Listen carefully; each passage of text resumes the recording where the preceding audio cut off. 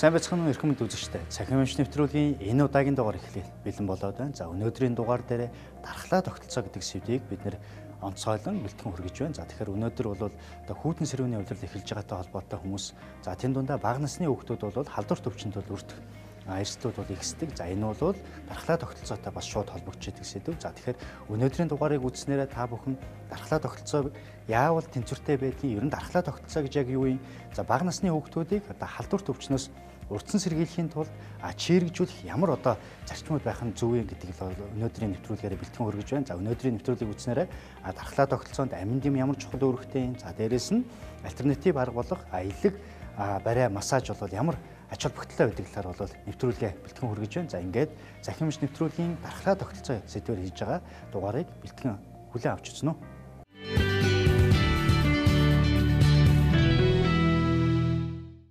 Цахим Эмч үгээр эхэлж байна. За өнөөдрийн дугаар дээр дархлаа тогтолцооны талаар бол ариун мэдээ нэвтрүүлгээ бэлтгэн хүргэж байна. За тэгэхээр дархлаа тогтолцоо гэдэг бол хүний бие махбодын олон эргэтэн тогтолцоо, олон систем тогтолцоонууд байдгийн нэг маш чухал тогтолцоонуудын нэг гэсэн үг. За тэгэхээр бол дархлаа тогтолцоо гэдэг бол бидний бие махбод орчинтойгоо хэрхэн дасан зохицох вэ гэдэг механизмтай шууд холбогддог гэсэн. За тэгэхээр бол мэдээж хүн гэдэг бол орчинтой амьдарч байгаа.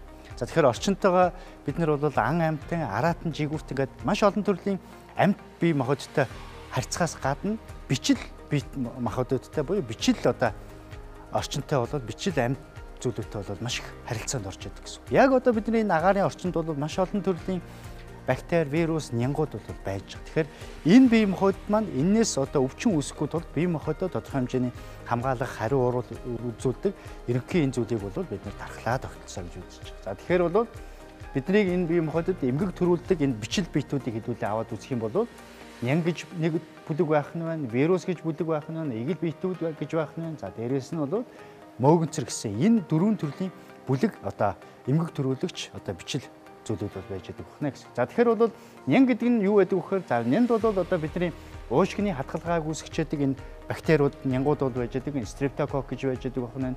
За хоолны хордогыг үүсгэж сальмонелла гэж одоо ням байж байгаа байна. За бидний ходоодны шархлааг үүсгэж хеликобактер гэдэг зүйл байж байгаа байна. За дээрэс нь тэмбэг өвчнийг үүсгэж трипаниум гэж одоо нянгууд бол байж байгаа байна гэсэн. За тэгэхээр бол энэ нянгийн эсрэг бол хэрвээ бие махбод дархлаа тогтолцоонд энэ хариу урвал сайн үзүүлж чадахгүйгээр энэ бие махбод энэ гадны зүйлүүд халдварсан тохиолдолд энэний эсрэг бол антибиотик гэдэг зүйлийг бол эмчилгээнд авч идэг гэсэн. За дараагийн нэг бүлэг нь болохоор вирусын төрөл. Энэ ням болон вирус хоёр бол бүтцийн хувьд бол харьцангуй өөр бүтцтэй байдаг. За вирусын хувьд бол аденовирус гэж байдаг. За энэ болохоор бидний гүйцэн бучирхай, за дээрэс нь томуу төс тэмгүүдийг бол үүсгэж яадаг бас их хорууж нартай вирусууд байж байдаг. За herpes вирус гэж байна.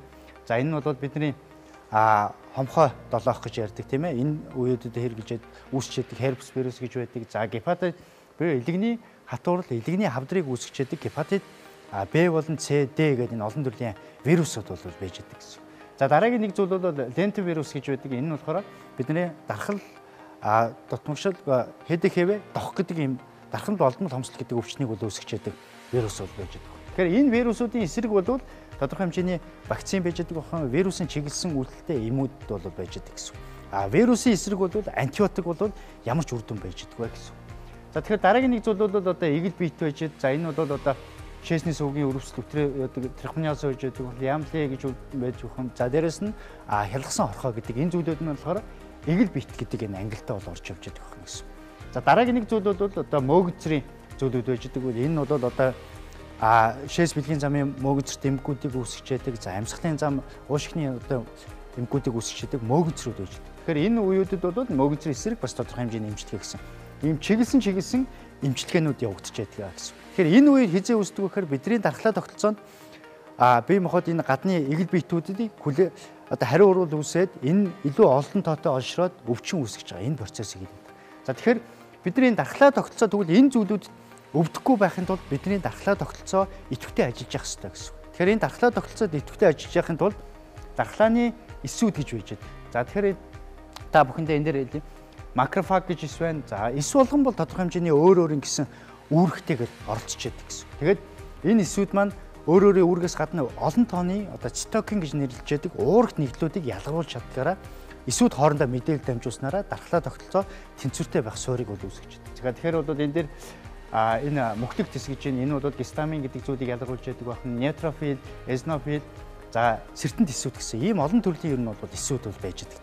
За тэгэхээр энэ хэсгээр та бүхэндээ дархлааны эсүүд ерөнхийдөө ямар үүрэгтэйгээр дархлаа тогтолцоонд оролцдог талаар бол энгийн байдлаар та бүхэндээ тайлбарж хүргэе. За энэ хэсгийг бол одоо бидний цусны цусны урсгал гэж төсөөлнө гэдээ ойлгож байна. За тэгэхээр мэдээж энэ дотор бол цусны дотор бол дархлааны эсүүд бол эргэлтэн одоо бие махбодын бүх хэсгүүд нүүдэлж оршиж идэг гэсэн үг. За тэгэхээр бол түрүү хэлснээр бол дархлын олон төрлийн эсүүд байж байгаа гэж хэлсэн тийм ээ. За тэгэхээр ганцхан дархлаа тогтолцоонд оролцдог ганцхан эс бол байж идэггүй байх нь байна. За тэгэхээр олон төрлийн эсүүд маань хоорондоо харилцан үйлчлэлийн нөлөөндөгөр гадны биетүүд, игэл биетүүд одоо эмгэг төрүүлэгчийн эсрэг бол оролцож идэг байх нь гэсэн үг. За тэгэхээр бол энэ зүйлүүдийг бол энэ өнгөнгөөр ялгсан энэ зүйлүүдийг бол дархлааны эсүүд гээд зүүрлээд төсөөлчээрэй гэж хүсэх байна. За тэгэхээр дархлын тогтолцоог бол хамгийн энгийнээр эхлээд ойлгох юм бол дархлаа тогтолцоо гэдэг бол бидний одоо харуул хамгаалтыг хариуцж яадаг одоо хэлийн цэргийн үүргийг гүйцэтгэдэг гэдээ ойлгочих болно гэсэн. Өөрөөр хэлэх юм бол хил нэвтэрж орж иж байна гэдэг нь бидний бие махбодод гадны ямар нэгэн өвчин эмгэг төрүүлэгчүүд орж ирэхдээ үед маш хурдтайгаар мэдээлэл дамжиж тэр хэсэгт бол нүүдэлж очиж яадаг байна. За тэгэхээр бол энэ зүйлийг бол бидний одоо бие махбодод ирж байгаа гадны биет, игэл биет өвчин үүсгэгч зүйл гэж бодъё. Одоо жишээлбэл вирус байж болно, бактери байж болно гэсэн. За тэгэхээр магадгүй энэ зүйл маань өөрөө хэсэг газар байж болно. За дээрэс нь цусны буюу бие махбод ерөнхий үйлдэлтэй байж болно. Тэгэхээр хэсэг газар гэдээ хэдүүлээ төсөөлөд үзье. За тэгэхээр энэ магадгүй амьсгалын замаар одоо гадны вирус одоо бие махбодод орж ирлээ гэж бодъё. Вирус орж ирлээ. Энэ дээр ямар өвөл процесс явж байгаа вэ гэхээр эхлээд бол одоо залгуур эсүүд бол нүүдэлж очиж яадаг гэсэн үг. Тэгэхээр бол энэ залгуур эсүүд бол эхлээд цусны урсгалаар дамжаад энэ эсүүд манд хэсэг газар буюу одоо бидний амьсгалын эргэтэн тогтолцоон дээр очиж яг тэр хэсэг газар өвчин үүсгэх гээд байгаа гадны вирусууд дээр одоо нэм бактериуд дээр бол очно гэсэн үг. Очоод хоорондоо холбогдно. Нэгнийгээ таньдаг. Нэг үрлбэл одоо гадны биет ороод ирлээ шүү гэдэг байдлыг энэ эс маань очоод бие махбод дээр очиж холбогдож өгнө гэсэн үг. За тэгэнгүүт энэ дээрээс энэ процессыг та бүхэнд үзүүлье. За энийг бол фагоцитоз гэж. Тэгэхээр бол макрофаг гэдэг зүйл маань болохоор гадны биетийг холбоод таних энэ процессыг бол хийгээд байгаа. За тэгэхээр бол эхлээд нэг эс бол ганцаархнаа энийг бол шууд одоо залих процесс бол үүсдэггүй. За тэгэхээр энэ хоорондоо холбогдоод ирэнгүүт гадны биет ороод ирсэн байна, өвчин үүсгэж ороод ирсэн байна гэдгийг хоорондоо ийшээ мэдээлэл дамжуулна гэсэн.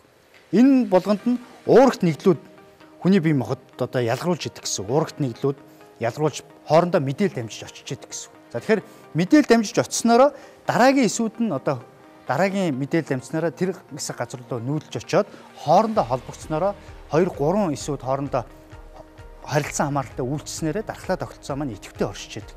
Тэгэхээр энэ эсүүд хооронд идэвхтэй байхад хамгийн гол оролцож идэг энэ цитокин гэдэг зүйлүүд бол ерөөсөө бидний дархлаа тогтолцоо тэнцвэртэй байхад бол чухал үүрэгтэй байна. Хүний бие махбодод бол энэ дархлааны эсүүд бол тодорхой хэмжээгээр бол байж идэг байна. Хамгийн гол нь идэвхтэй байхын тулд бол энэ дархлааны эсүүдээс нэгнээс нөгөөд дамжуулж байгаа энэ цитокин гэдэг уурагт нэгдлүүд хэр идэвхтэй ялгарч чадж байна гэдгээс бол дархлаа тогтолцоо сайн байна муу байна гэж бид яриад идэг байна гэсэн. Тэгэхээр бол энэ цитокин гэдэг зүйл уурагт нэгдлүүд ялгархын тулд бид нөгөө хэлээд байгаа бие махбодын одоо хоол хүнсээрээ шимт бацуудыг авах, амин дэмтэй хоол хүнс, уургалаг хоол хүнс, за дээрэс нь дархлаа тогтолцоог дэмжиж дасгал хөдөлгөөн хийж байх нь чухлаа гэдэг нь энэ цитокин гэдэг энэ уурагт нэгдлүүдийг маш идэвхтэйгээр зөв зохистойд нь ялгаруулахыг хэлээд байгаа. За ингэснээр энэ нөгөө өвчин үүсгэгчдэрээ за дараагийн одоо эс маань очсноороо энэ өвчин үүсгэгчийг хамж аваад одоо дотроо оруулаад тэгээ хайлуулах процесс үүсгэж байгаа. Энэ зүйлийг бол фагоцитоз буюу залгих устгах процесс гэж үзээд байгаа гэсэн. Ингэснээр бол хамгийн эхний бидний дархлаа тогтолцооны эхний үүрэг бол ийм байдлаар бие махбодыг хамгаалах байдлаар өрнөж яадаг байна. Ингийн тулд бол эсүүд хоорондын мэдээлэл дамжилт бол сайн байх шаардлагатай гэсэн.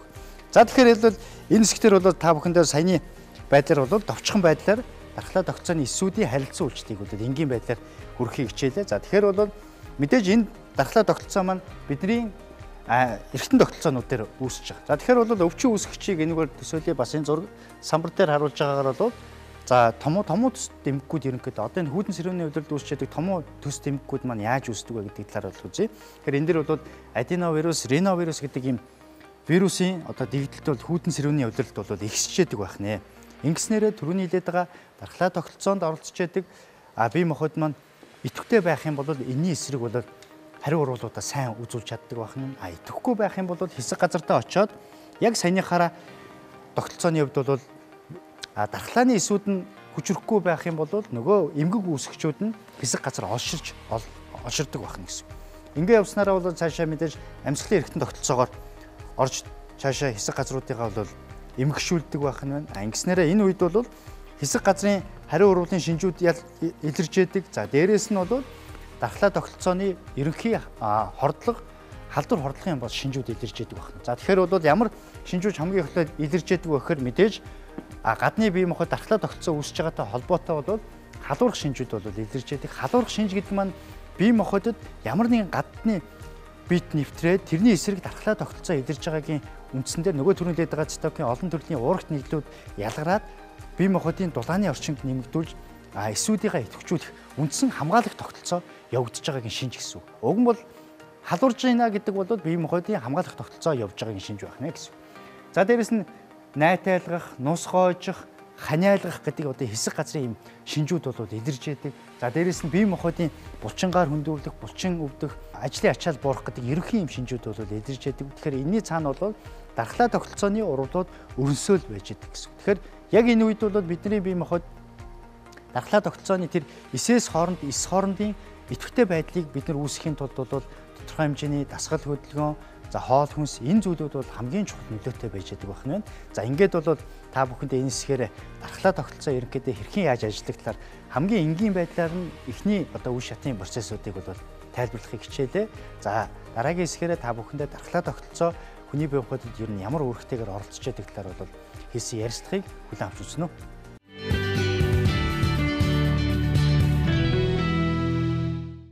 Цахим эмч нэвтрүүлгийн ярилцлагын хэсэг үргэлжилж байна. За энэ хэсгээрээ дархлаа тогтолцоо гэж яг ямар тогтолцоо байдаг талаар ярилцахаар анагаахын шинжилгээ ухааны үндэсний их сургуулийн профессор Цахим багштай ярилцахаар хүрэлцэн ирээд байна. За таны өдрийн мэнд хүргэе.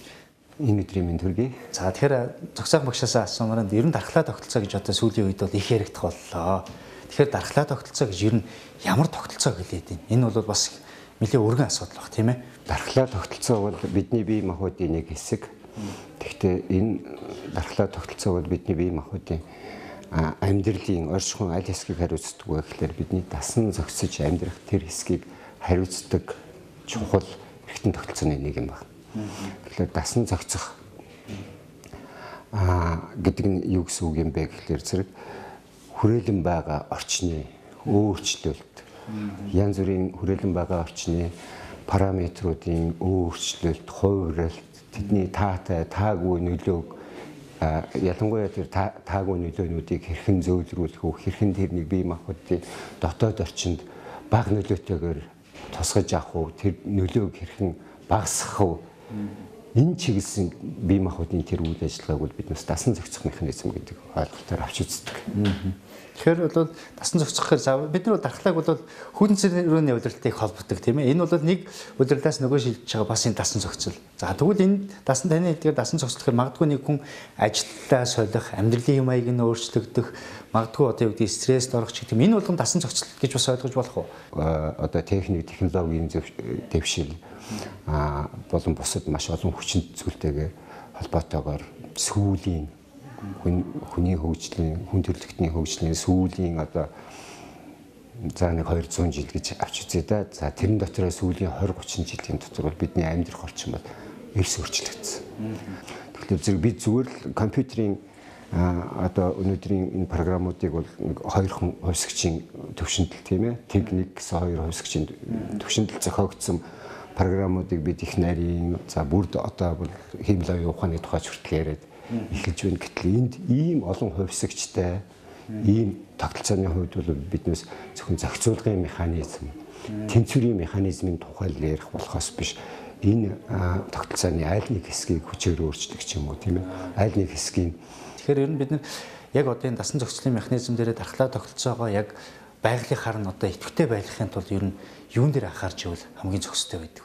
Тэгэхээр байнга үйлчлдэг тийм орчны таагүй нөлөө бол их хор хөнөөлтэй байх юм. Жишээлх юм бол энд одоо янз бүрийн хорц орчлууд тийм ээ янз бүрийн стрессүүд байх юм тийм ээ. Ийм юмнуудын нөлөө бол дархлаа тогтолцооны үйл ажиллагааг туйлдуулах ийм нөлөөтэй байдаг. Одоо янз бүрийн хүмүүс ярьж байгаа мэргэжлийн болон мэргэжлийн бус хүмүүсийн ярьж байгаа. За дээр нь бол янз бүрийн зар сурталчилгаагаар явж байгаа. За нийгмийн нийтийн сүлжээгээр ингээд тараагдж байгаа материалуудаас харахад ямар нэгэн ид шидтэй дархлааг сайжруулдаг эм бэлтгэлийн тухай тийм ээ эсвэл одоо тийм янз бүрийн арганы тухай их ярьж байна л да. Тэгэхээр зэрэг дархлааг дэмжих сайжруулах гэдэг ойлголтыг авч үзэх юм бол шууд дархлаа нөлөөт ийм эмчилгээг бол их нарийн залтаар л хэрэглэдэг. За энэ бол их өндөр технологийн голцоо эмчилгээний аргууд байдаг. Ийм аргуудыг бол манай орнд бол зах зугаас нэвтрээд явж байгаа. Зүгээр энэ байгалийн гаралтай ч юм уу тийм ээ. Эсвэл бусад ийм бэлтгэлүүд ялангуяа хүнсний нэмэлт бүтээгдэхүүнүүдийг дархлаа дэмждэг тухай их сурталчилж ярих боллоо л доо.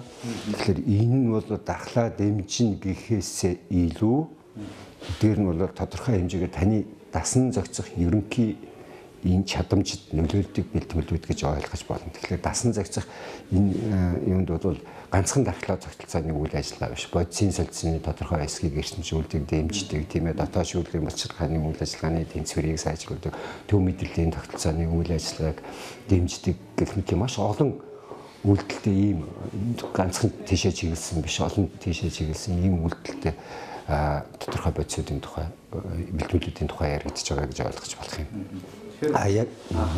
Яг дархлаа тогтцоо шууд үйлчилдэг тийм бэлтгэлүүдийн тухайг бол энд нэлээд тийм цөөхөн бэлтгэлүүд их өндөр технологийн цөөхөн бэлтгэлүүд болон эмчилгээний аргуудын тухай яригдах. Тэгэхээр одоо бас хүмүүс тэгдэг шүү дээ. Дархлаа муудчлаа, дархлаа суларчлаа гэж нэг ярьдаг.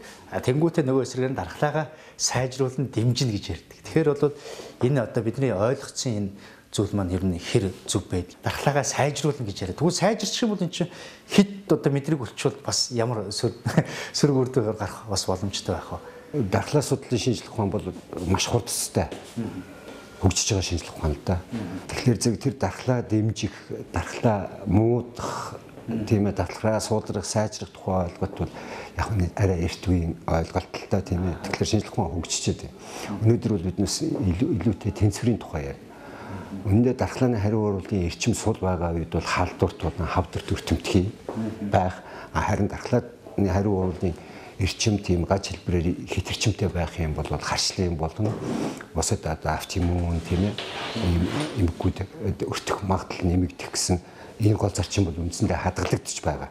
Тийм учраас дархлааны хариу урвал ерөнхийдөө зохицуулахтай, тэнцвэртэй байх тухай ярина гэхээс биш ямар нэгэн одоо эрчимтэй тийм урвалуудын тухай ярих нь бол наацх нь жоохон ойлгомжгүй асуудал. Тэгэхээр бол одоо тайвал хэлж тийм одоо ер нь аливаа юм тэнцвэртэй байх хэрэгтэй. Тэгэхээр амьдралын мөчлөгийн хувьд энийг яаж тэнцвэртэй авч явах вэ? Тийм. Тэгэхээр зэрэг жишээлбэл бага насны хүүхдүүд бүр нялх няраа хүүхдүүдийн хувьд бол үндсэн хамгаалтаа эхээсээ авсан хамгаалтын бодисуудаараа явуулж байдаг. За энэ жишээлх юм бол ээлцийн эсрэг үеуд бол эхээсээ орж ирсэн байдаг. 6 сараас 8 сар орчимтай болох үед бол эдгээр нь задарт тусдаг. Тийм учраас шинээр өөрийнхөө хамгаалтын уургуудыг нийлэгжүүлж эхлэх шаардлагатай болдог. Тэгэхээр нялх хүүхдэд бол энэ хамгаалтын механизм нь бол одоо за төдөвгөө нэг хорвоотой танилцсан мэн гэдэг нэг бид багтаа их уншдаг байсан тууж тэрэн дээр чодуутай танилцсан мэн уултай танилцсан мэн гэдэг тэрнтэй их төстэй одоо бактеритайгаа танилцсан вирустэйгээ танилцсан шимэгчтэйгээ танилцсан тийм ээ ийм бүгдийн таньдаг болж ээж тэр таньдаг бичил биетэн таньдаг аюултай бодисуудынхаа эсрэг сүүлд нь илүү үр дүнтэй хариу урвал үзүүлж чаддаг энэ чадварыг өөртөө суулгаж авдаг. Тэгэхээр зэрэг хүүхдийн хувьд бол одоо үндсэндээ 10-аас 13 нас хүртэл бол энэ танилцах үйл явц тасралтгүй явж байгаа гэж ойлгоо. Энэ явцтай бол дархлаа тогтолцоо бол улам одоо хэлбэршээ төгөлдөрж яваад ингэж явдаг. байх жишээтэй тийм ээ. Тэгэхээр энэ явцад бол яах ёстой вэ гэхээр зэрэг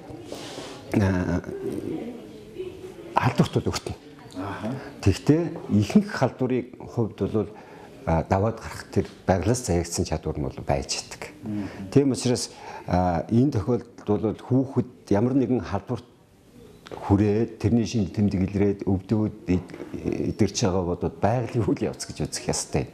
Харин энэ халдвар уужиграх, хүндрэх, амь насанд аюултай байдал орж ирэх энэ олон дахин давтагдж байгаа бол биднээс дархлаа дутмагчлалын тухай ярьдаг. Тийм ээ, дархлаа дутмагчлал гэдэг бол дархлаа тогтолцоо хэвийн байдлаар ажиллаж чадахгүй байгаа.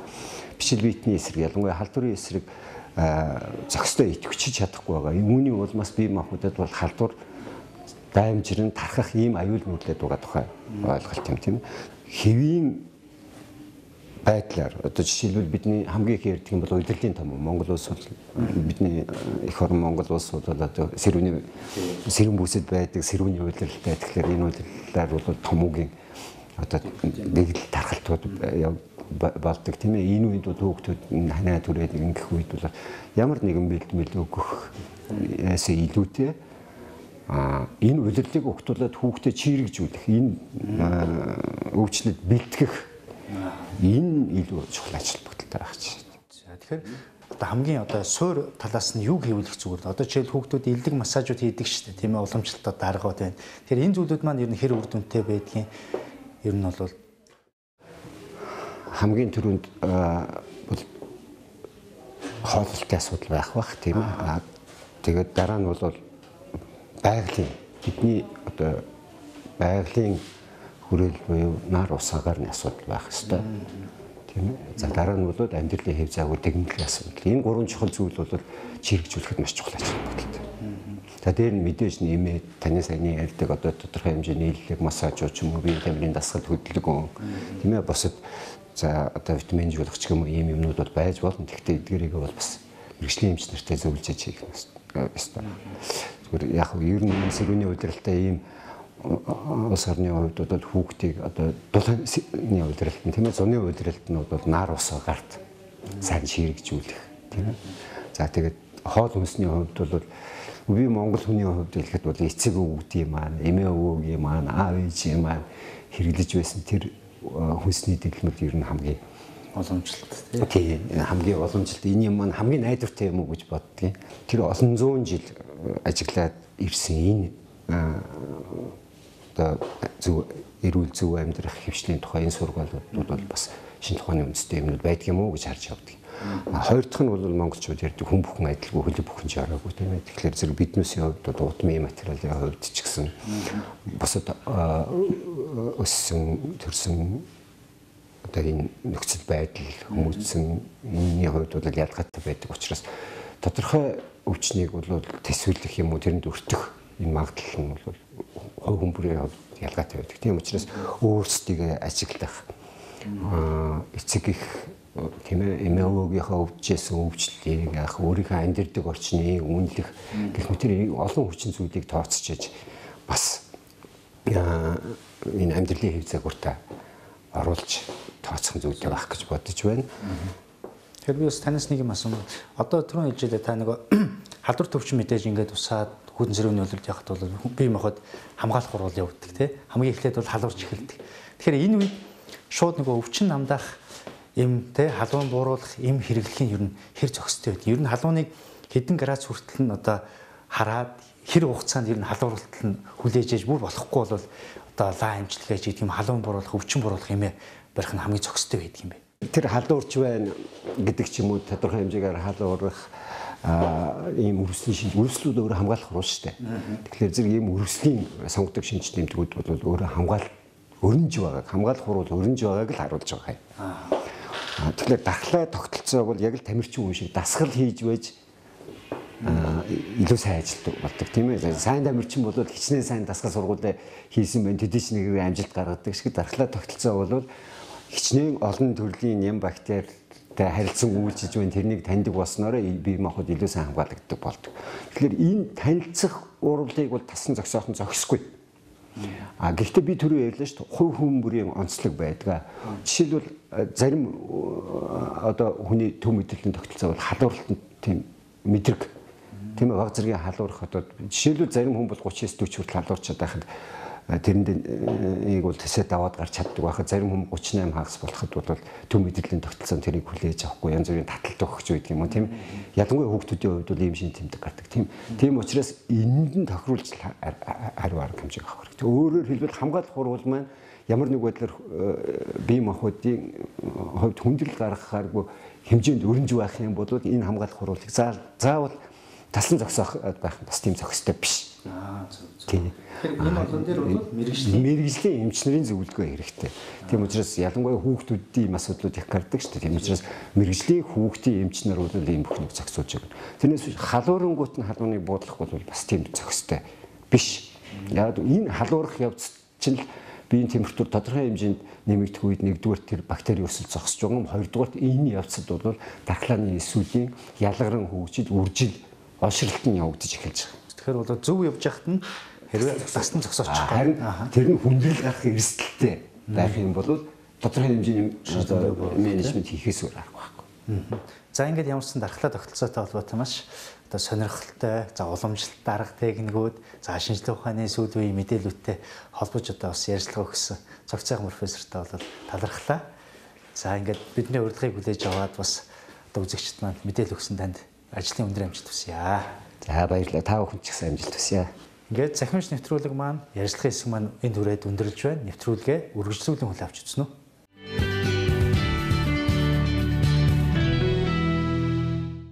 За витамин буюу амин дэм гэдэг нь бидний хүнс тэжээлийн найрлаганд орж идэг шимт байцуудын нэг юм байна. Витамин химийн бүтцийн үед маш олон төрлийн зохион байгуулалттай органик нэгдлүүд байдаг. Бидний организмд витамин бодисын солилцоонд зохицуулах үүрэг гүйцэтгэдэг, бодисын солилцооны ургуулуудыг хурцгадаг, ферментийн найрлаганд ордог зэрэг маш олон үүргийг гүйцэтгэдэг. Витамин хүнсний бүтээгдэхүүний найрлаганд орж ирэхээс гадна бид нар түүнийг бодисын солилцоогоо дэмжих зорилгоор хүнсний нэмэлт бүтээгдэхүүн байдлаар мөн эмийн бэлтгэл байдлаар гаднаас авч хэрэглэдэг байгаа. Витаминууд хүнс тэжээлээр орж ирээд бидний организмд хоол босруулах замаар эзний ханаар шимэгдээд цусаар эргэлдэн бүхэл эд эрхтэнд төвж тархдаг. За үүнийхээ дараагаар бодисын солилцоонд эсүүдийнхээ бодисын солилцоонд оролцохдоо өөр өөрийн гэсэн үүргийг хадгалан оролцож байдаг ийм нэгдлүүд юм байнамаа. Витаминууд нь зөвхөн одоо дархлын эсүүдэд ч гэдэг юм уу, зөвхөн бөөрийн эсүүдэд, зөвхөн зүрхний эсүүдэд очиж үйлчлдэг үгүй. Бие махбодод тархан хэрэгцээтэй эдүүдэд өөрийнх нь хэрэгцээний хэмжээгээр тархаж өргөг гүйцэтгэдэг ба. Жишээ нь витаминууд С витамин гэхэд маш олон төрлийн дархлааны эсүүдийн, маш олон төрлийн бодисын солилцооны ургуулуудад өсрөгчийн оны донор болж оролцдогоор дархлааг дэмжих үүрэгтэй байдаг гэж үздэг. Д витамин гэхэд кальцийн ионы солилцоог дэмжих үүрэгтэй, кальцийн ионыг эсийн дотор нэвтрүүлэх процессыг дэмжиж өгдөг ийм үүрэгтэй. Ясны эдийн үйл ажиллагааг дэмжиж өгдөг. Витаминууд нь ялангуяа хүнсний ногоонд ихээр нийлэгддэг учраас бид хүнсний ногоогоор витаминуудыг зөнхлөөд авч яадаг. За харин тосон дуустдаг витаминуудыг бол амтны гаралтай тосон бүтээгдэхүүн өөх тосоор авдаг байх жишээтэй. За бид нар витаминыг хүнсээр одоо хэвийн хүнстэй тохиолдолд хүнсний агуулмж найрлага маань хэвийн байгаа тохиолдолд витаминыг хангалттай хэмжээгээр авч байдаг. Гэхдээ зарим тохиолдолд нэг хүнсээр дагнан хоолсон зэрэг тохиолдолд витамины дутагдалт орох аюултай байдаг. Хэрвээ түүнийг бас илүүдлээр хэрэглэх юм бол гипервитаминоз буюу витамины илүүдэл гэдэг эмгэг үүсгэх нь зарим тохиолдолд витамин дутагдлаасаа илүү хор хөнөөлөг учруулах магадaltaй байдаг юм аа.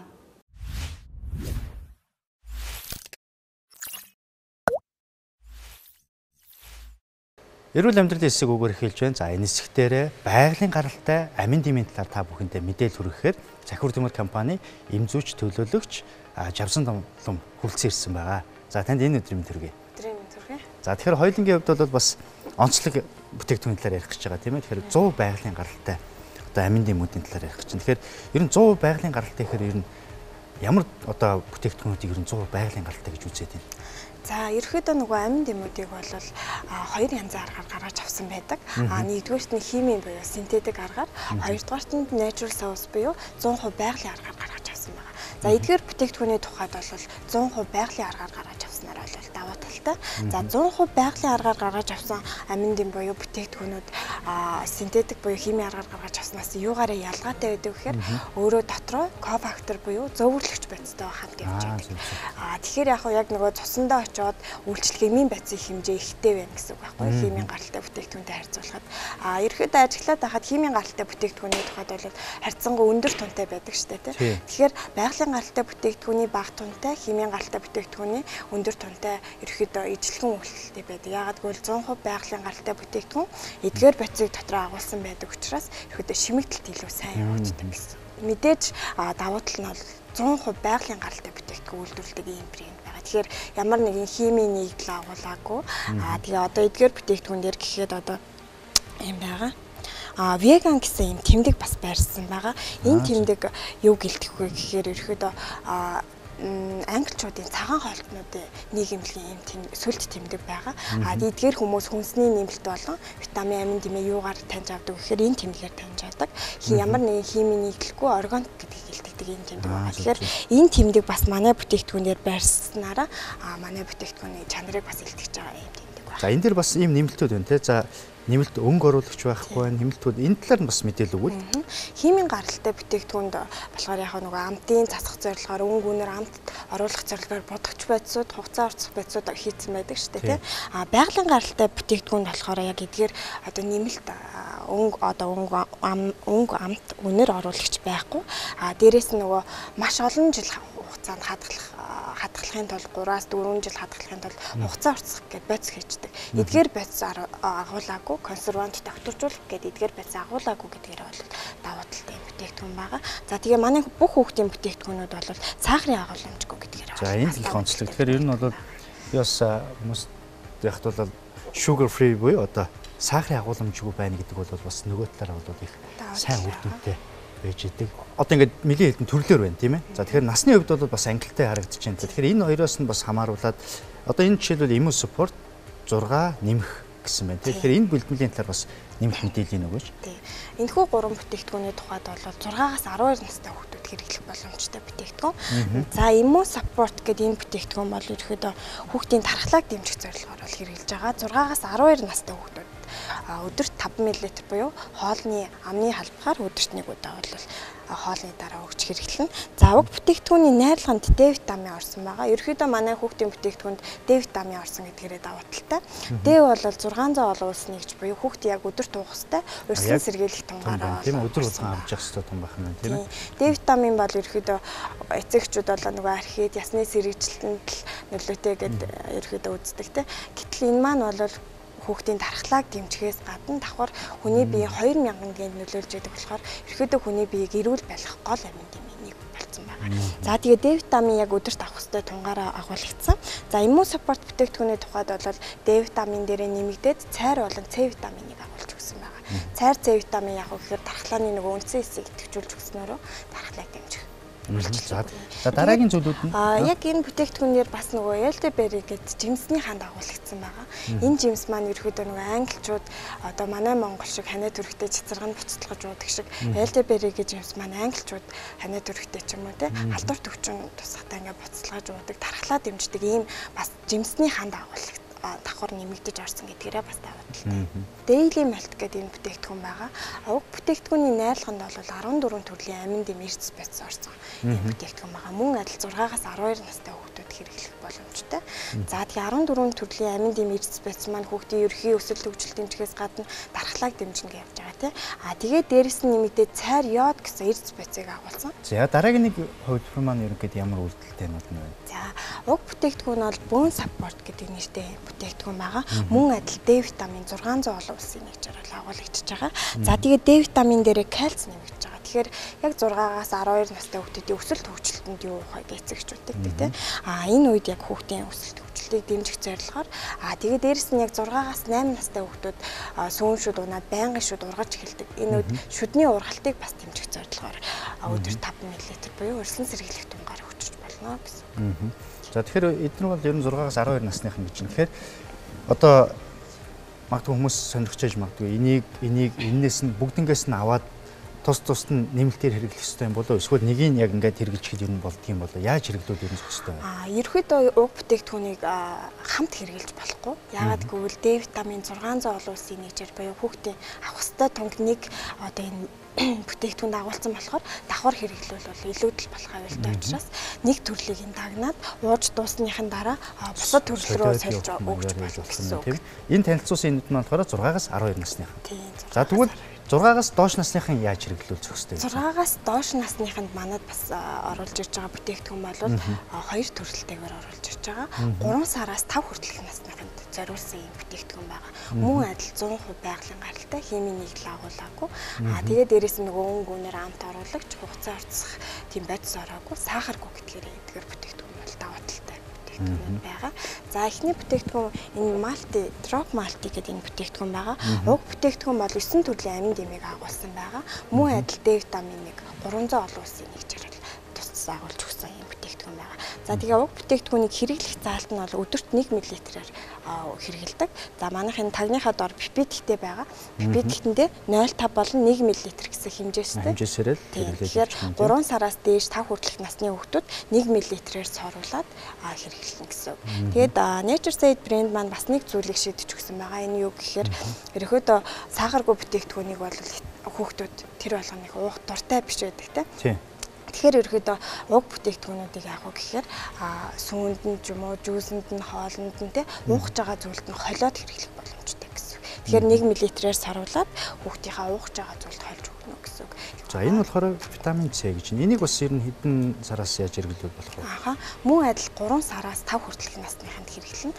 Энэ бол дан найрлагатай амин дэм буюу С витамин дангаар орсон юм бүтээгдэхүүн. Энэ бүтээгдэхүүн дээр ерөөдөө С витамин нөгөө маш бага проценттойгоор ээжүүд маш ихээр өгдөг те өдөрт. Манай уг бүтээгдэхүүн бол 20% юм буюу айгүй өндөр проценттойгоор орсон. Тэгэхээр 5хан тусалтаа өдөрт яг хүүхдээ уух хэвээр 100 мг тун яг агуулгаж яадаг учраас хүүхдээ өдөрт 5 туслаар буюу 0.5 мл-ээр хүүхдийнхаа ус юм уу жүүсэнд холиод хэрэглэх боломжтой юм бүтээгдэхүүн байна. За тэгэхээр бол өнөөдөр та бүхэн танилцуулсан энэ зүйлүүд бол нэгт бол 100 байгалийн гаралтай байх нь байна. Хоёрт бол дээрэс нь бол сахарын агуулмж байхгүй байх нь байна. Олон төрлийн өнгө оруулагч байхгүй байна. Амт оруулагч байхгүй байна. Хугацааг уртсагч, нөөцлөгч байж ороогүй гэдэг утгаараа яг хүүхдэд байгалийн гаралтайгаар нь одоо амин дэмүүдийг эрдэсийг өгнө гэдгээр бол бас их онцлогтой. Тэгэхээр байгалийн гаралтай зүйлүүд маань бие махбодд ороод шимэгдэхтэй ч гэсэн өндөр хувьтайгаар шимэгдэхээр бас их илүү давуу талтай зүйлүүдийг бол им зүйч төлөөлөгч явцсан тул маань бас танилцууллаа. Ингээд бас захиур төмөр компаниас оруулж ирж байгаа энэ дэлхийд алдартай Nature Said гэдэг брендийг танилцуулсан танд бас их баярлалаа. Тэгээд нэг зүйлийг бас хэлхээ марчаад манай энэ хүүхдийн бүтээгдэхүүнийг анхаарах зүйл нь бол гэх юм бол задлснаас хойш хүрэгчний хавцсан хадгалж байгаа. 4 сарын хугацаанд хадгалаад хэрэглэх хэрэгтэй байгаа. Ягаад гэвэл хугацаа уртсах болоо одоо бусад төрлийн удаан хадгалах тийм бодис ороогүй учраас ихэд хүрэгчний хавцанд бол хадгалж хэрэглэх байгаа. 6-аас 12 настай хүүхдүүд хэрэглэх энэ 3 төрлийн витамин. За ингээд ямар ч сан хүүхдүүд маш хэрэгтэй өсөлт хөгжилд, за амин дэм, за дархлаа тогтолцоо өдөр тутамд нь хэрэгцээтэй байгалийн гаралтай бүтээгдэхүүн танилцуулсан танд баярлалаа. Баярлалаа. За ингээд Цахим Эмч нэвтрүүлгийн эрүүл амьдралын хэсгээр байгалийн гаралтай амин дэмүүдийг танилцуулаа. За дараагийн хэсгээрээ хүүхдүүдэд бид нэр дархлаа тогтолцоог нь тэнцвэртэй байлгахын тулд яаж хэрэгжүүлэх талаар сурвалжлага мэдээг бэлдсэн байгаа. Ингээд сурвалжлагаа хүлээн авч үзнэ үү.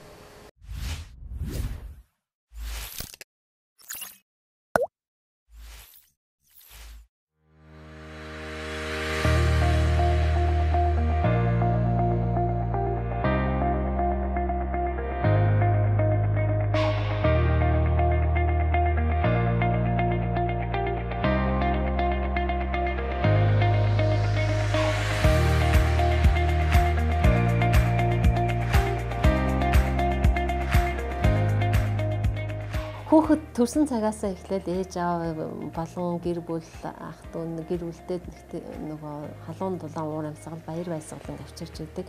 Тэр хүүхдийг иллэг хийж иллэг таатай байлгах нөхцөл бол хайр дүрэн эмчилгээний нэг хэлбэр гэж тооцогдож бас болно. Бид нэр хүүхдэд иллэгээ хийхийн тулд тэр хүүхдийг маш ихээр хайрлан, маш ихээр өхөөрдөн, маш ихээр сэтгэл ханамжтай тэр хүүхдийг хайр дүүрэн байдлаараа харилцаа үүсгэж иллэг хийдэг байгаа. Иллэг хийлгэснээрээ ер нь хүүхэд ямар ач тустай байдаг вэ гэхээр хүүхдийн нэгдүгээр цусны эргэлт сайжирна. Цусны эргэлт сайжир, цусан хангам сайжирснараа хүүхэд бодисын солилцоо идэвхтэй болох үйл ажиллагаа маш их сайжирна. Дархлааны тогтолцоо, дархлааны эсүүд маань сэргэх боломжтой байдаг.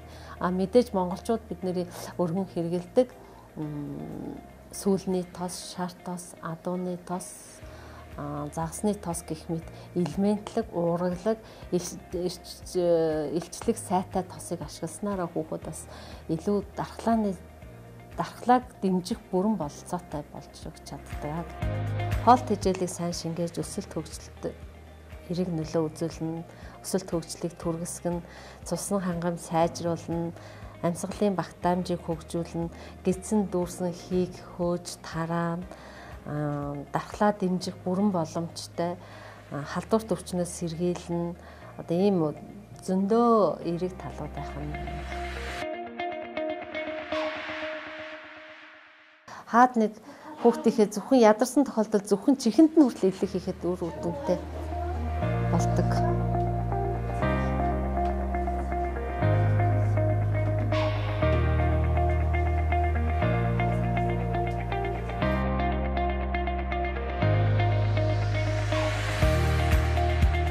Хэрвээ та зөв зохимжтой иллэг хийж эхэлсэн бол танаа хүүхдийн хацарнаас эхлээд цусны эргэлт сайжирч байгаа нь шууд нүүрэн дээрээс нь эхлээд бичигдэж эхэлдэг. Одоо энэ хүүхдийн хацар ягаар эхэлсэн байна. Тэгэхээр энэ зөв иллэг хийгдсэн, цусны эргэлт сайжирсан байна, цусан хангам сайжирсан байна гэсэн ийм дүгнэлтийг өөртөө үнэлээд иллэгээ хийж байх хэрэгтэй байгаамаа.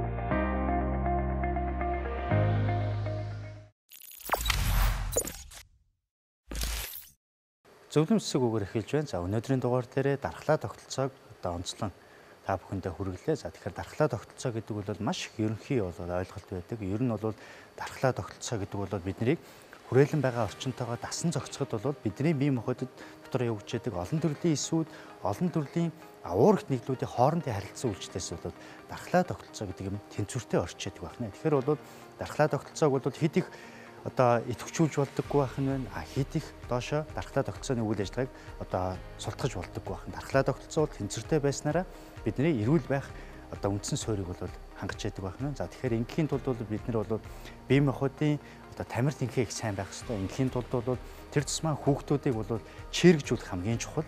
За усаар, агаараар, одоо нараар гэдэг энэ зүйлүүдээр байгалийн зүйлүүдээр бид нар хүүхдийг чирэгжүүлж явах хамгийн чухал үндсэн нөлөөтэй байж идэг байна. За үүний хажуугаар бол дээрэс нь мэдээж цусны эргэлт тунгалгын тогтолцоог бол сайжруулж өгөх үүднээс бид нэр хүүхдүүдтэй тогтмол аяллаг массажуудыг хийж өгөх юм бол дархлаа тогтолцоо маань бас идэвхтэй тэнцвэртэйгээр байж үндсэн суурь байж идэг байна. За тэрний дараагаар мэдээж дархлаа тогтолцооны эсүүд хооронд бол уургийн молекулууд мэдээлэл дамжуулснараа энэ дархлаа тогтолцоо идэвхтэй байж идэг. Энэ дээр бол тодорхой хэмжээний бид нэр хүнс шимт бодисуудыг хоол хүнснээс шимт бодисуудыг авах нь бол чухал байдаг. За тэн дундаа бол амин дэм эрцүүд бол их чухал нөлөөтэй байж байдаг. Тэгэхээр хүнснээс авахаасаа гадна хүүхдүүдтэй тэн дундаа байгалийн гаралтай амин дэм эрцүүдийг авах нь бол хамгийн бас зохистой байдаг. За тэгэхээр бол өнөөдөр бол Nature Side брендийн бас та бүхэндээ амин дэм эрцүүдийг бол ингээд танилцуулаа. За тэгэхээр өнөөдрийн нэвтрүүлгийг үзснээрээ хүүхдүүдэд өвчснийхэн дараа ямар нэгэн байдлаар дархлааг нь идэвхжүүлдэг чиглэсэн үйлдэлтэй зүйлүүдийг хэрэглэхээсээ илүүтэйгээр урдсан сэргийлэх байдлаар та бүхэн анхаараарсаа гэж үүсэн дээр өнөөдрийн нэвтрүүлгээ бэлтгэн хүргэлээ. Ингээд өнөөдрийн дугаар өвгөө өндөрлж байна.